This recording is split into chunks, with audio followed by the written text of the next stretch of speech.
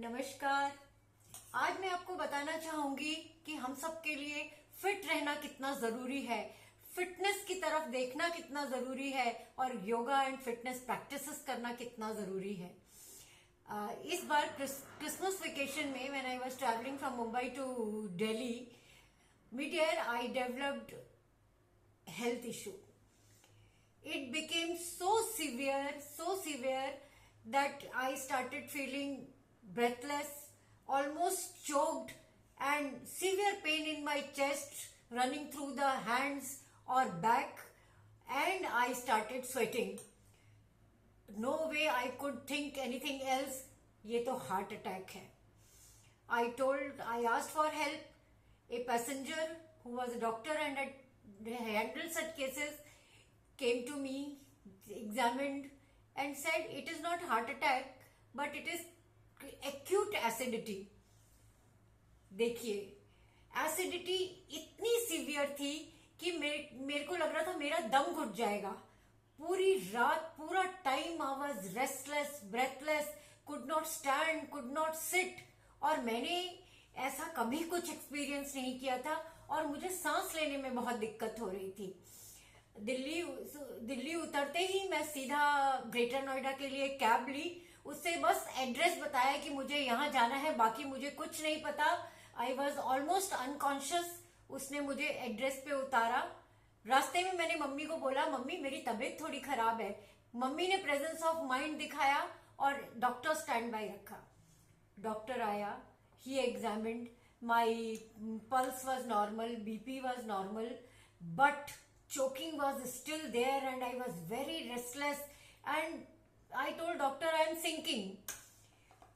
तो डॉक्टर ने इमीडिएटली कुछ मेडिसिन प्रेस्क्राइब की, जिनको लेने के बाद शाम तक मुझे थोड़ा आराम आ गया।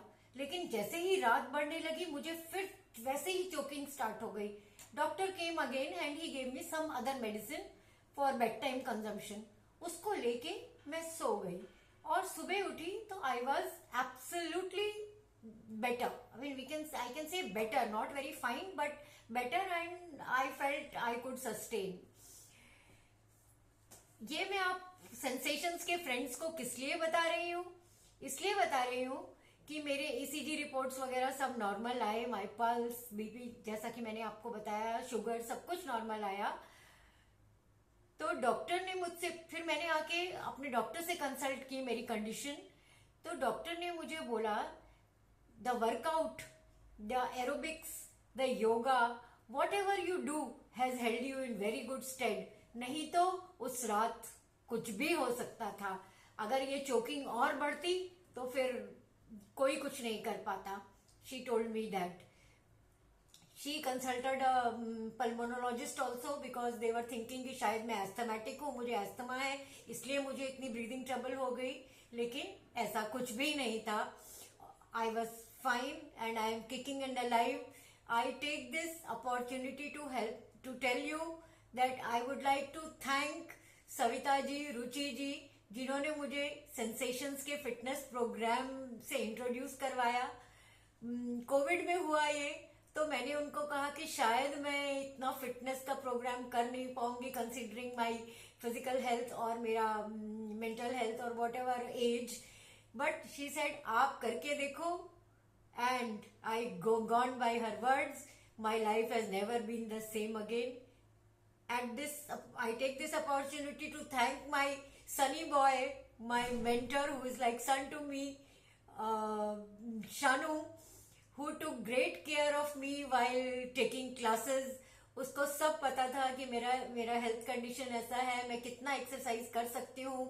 बहुत अच्छा वॉच रखता है मेरे पे और I enjoy his class like no other. It's like going temple to me to attend Shanu's classes.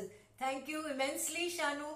And third, Rohit, who is my coordinator, to put up with my odd questions at odd hours, helping me with the links all the time, or link not opening, fee not receipt not received, what not. So it's a sensations bouquet, I can say, who helped me a lot in maintaining my fitness.